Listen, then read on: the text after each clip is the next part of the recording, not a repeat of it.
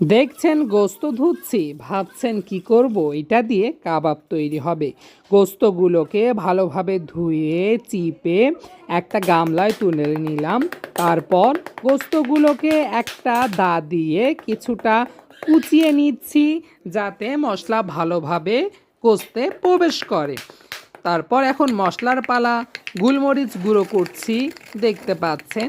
গোলমরিচ একটু টেলে নিয়েছিলাম। তারপর রসুন দিয়ে দিচ্ছি, রসুনও কিছুটা থেতলো করে নিচ্ছি। এরপর আদা দিয়ে দিচ্ছি, আদাটাও থেতলো করে নিচ্ছি, দেখতে পাচ্ছেন। আদাটা থেতলো হয়ে যাওয়ার পর এর মাঝে দিয়ে দিচ্ছি পেঁয়াজ কুচি, এগুলোও কিছুটা থেতলো করে নিচ্ছি। তারপর মরিচ দিয়ে দিলাম 4টা, এগুলোও থেতলো করে নিচ্ছি। টমেটো কুচি করছি, করে এগুলোও থেতলো করে নেব। এইটা মরিচের সঙ্গে একেবারে থেতলো করে নিচ্ছি, দেখতে পাচ্ছেন। তারপর সমস্ত উপকরণ গোস্তের সঙ্গে মিশিয়ে নিচ্ছি।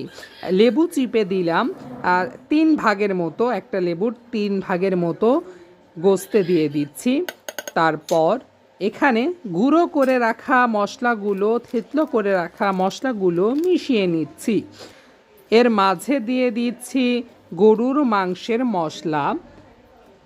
গরুর মাংসের মশলা দিয়ে একটু নাড়িয়ে দিচ্ছি। লবণ দিলাম, চিনি দিলাম, দিয়ে সবগুলো উপকরণ ভালোভাবে মিশিয়ে নিচ্ছি।